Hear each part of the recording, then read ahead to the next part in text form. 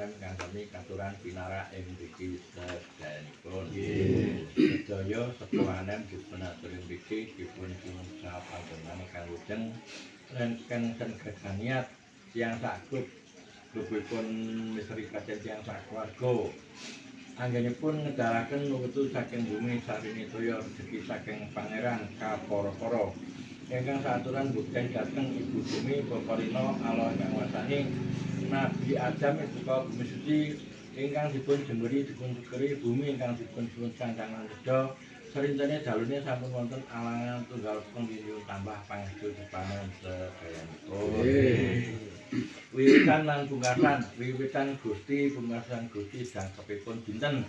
7 pekenan gangsal sasi pawas taun 8 kawan kala dina kala sasi awane wasa wahyune dinten Senin Wage pikajengipun tiyang sak klub griyane kadenan mriki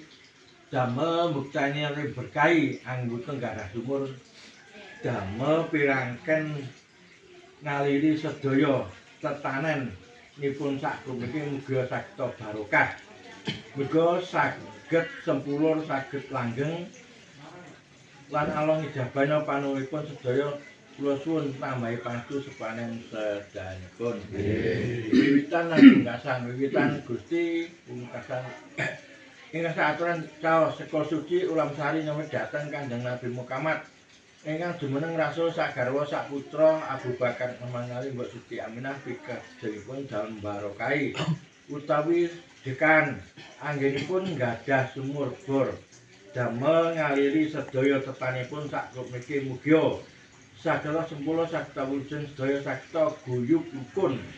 gampang gasah pun yang damel mulai dinten iki ngadhep inggih sampun wonten alangan tunggal pong nyuwun tambah pangestu sepanen sedayanipun. Ingkang saaturan saos golong sawati mboten dhateng anggenipun niat tiyang sak klub niki mugia saged wilujeng saged guyub rukun saged cekap anggenipun ngaliri tetanenipun saged turah blawah muga saged asal barokai sedaya sak klub wilujeng lan gampang gasar pados sandang lan reda ugi suwun tambah pangestune sepanen sedayanipun. Ingkang saaturan jeneng sewu mboten anggenipun asal nampi barokan arupi toya anggenipun ngaliraken mugi saged barokah sak amin-aminipun